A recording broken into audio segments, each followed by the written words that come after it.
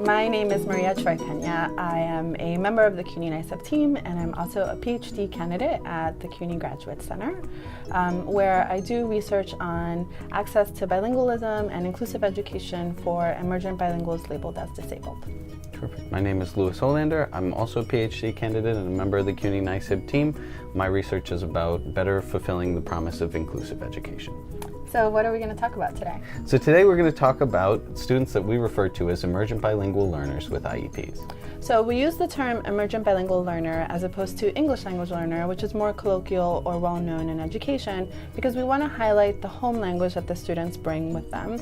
And this way we're acknowledging all of their linguistic practices rather than just the fact that they're trying to attain or access English. Right, and we refer to IEPs, the individualized education plans that the students receive under a federally mandated system, because those are specific educational services that children with disabilities receive.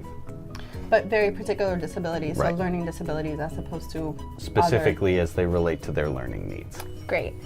So on this page, you'll find small blurbs about who these students are, their demographics, where they come from, the languages that they speak, as well as how they're identified, so the evaluation process that they endure, and the types of services that they receive in order to support their linguistic and academic needs.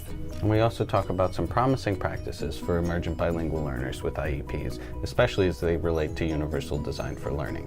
So universal design for learning comes from an architectural idea called universal design, where buildings are set up from the very beginning thinking about the different types of users rather than retrofitting a building to create access later on. For example, adding a ramp at the end versus adding an elevator from the very beginning. And when you think about this as a classroom practice, it's how do I design my lessons and units of study to create the most entry points for all types of learners rather than only changing it once I've encountered an issue with a learner.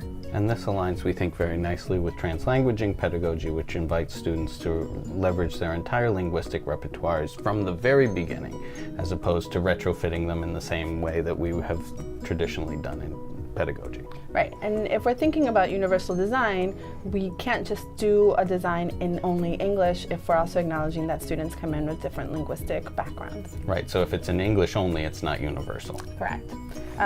So we'll also be highlighting different spotlights on students.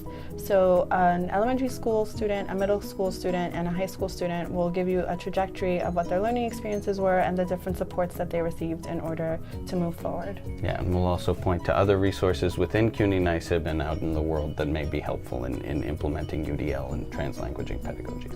Yeah, so we'll give you an opportunity now to explore the CUNY-NYSIEB website so that you can find out other ways that translanguaging can support your learners with and without disabilities.